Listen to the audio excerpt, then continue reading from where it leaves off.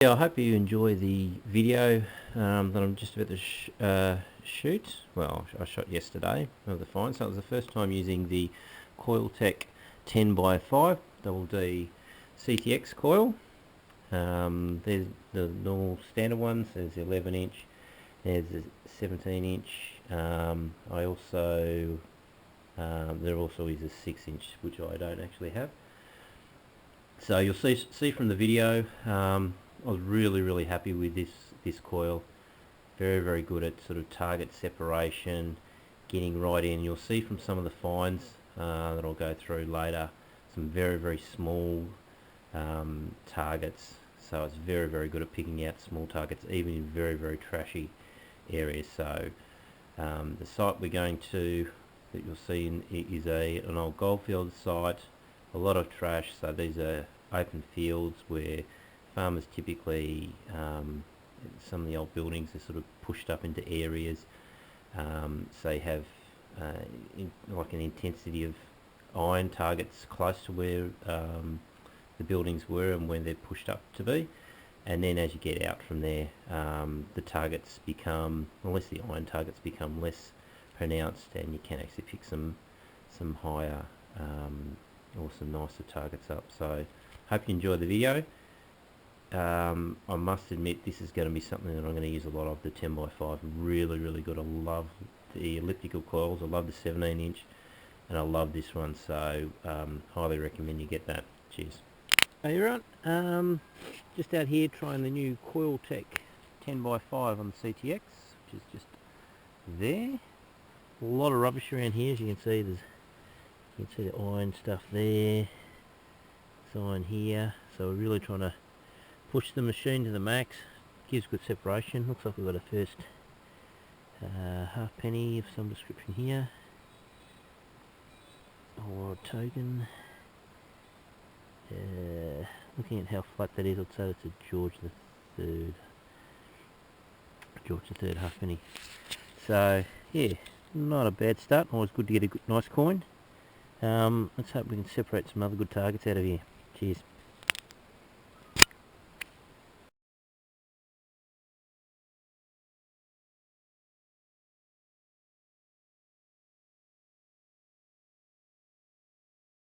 Yes, I think I might have damaged this one. Just give it a bit of a nick. Some sort of floral piece. Quite nice, that'll clean up alright. Nice one.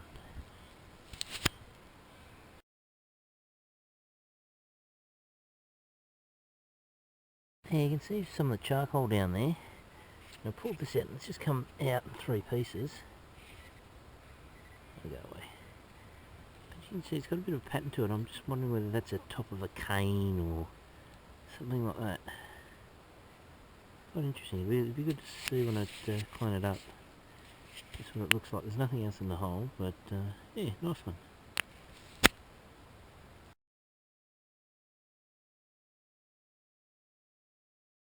It's got a bit of a buckle here. Pretty fragile. Let's hope we can find some bigger ones. I want to see what the middle part of that was. Yeah, hopefully we can get an odd cricket buckle or some other nice ones. Good start though. We might have our second coin down here. Just yet. And again, that will be probably a Georgian halfpenny. Hopefully it might be a token or something, but oh, some stuff coming through, so might be something a bit different. I'll give a couple of puddles around. I'll give it a wash, and next find I'll tell you what it is. Might be a Victorian halfpenny. It's very thin, so if it is, it'll be sort of post 1850s. So that's nice.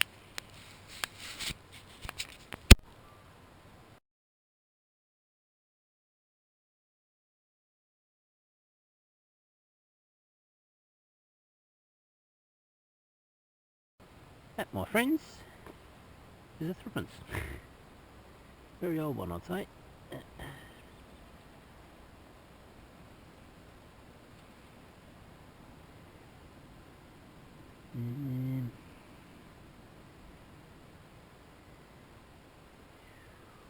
Ooh, it's interesting. Interesting.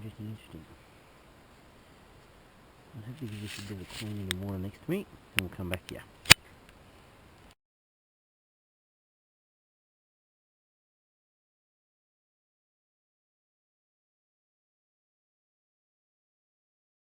Okay, so this is a roundup. This is about the first time I've sort of done a roundup such as this. I'll still put some photos next to them, so just so you can get an idea of what we find on Australian goldfield sites. So again, this is sort of goldfield sites that sort of started in the late 1850s, and some nice finds. So start with the coins. This is actually George III, but it's 1799, so usually find the 1806 half pennies. Another one that sort of dates really closely to Goldfield, 1862. That's in pretty good condition. That's a full penny. English penny, this is an 1860 odd. Threepence in pretty bad condition. You can see Victoria there, Young Head Victoria. And then you see all the little buttons, even got cloth still on it from the 1850s, little weights, a lot of sort of the horse studs. This is from a barrel tap, so that just whacked in, and the other sort of the main tap bit's sort of missing there. This I think's off a sort of a curtain, so you'd put this and wrap the curtain around it, which is quite an interesting find. This is sort of, you can see the gilding there, the gold gilding on that, and that actually was with it as well. So I think that's the top of like a cane sort of thing, so quite nice. Plenty of horse buckles, obviously, major way of getting around in those days. Again, little spoons and so forth. Yeah, unfortunately this one got hit, but a nice little. I think it would have sat within another buckle, so you can see how it sort of would have attached on there. So that's a nice find. Probably the best find of the day was this. Is sort of, it was wrapped up, but it's actually a silver button. So a massive button.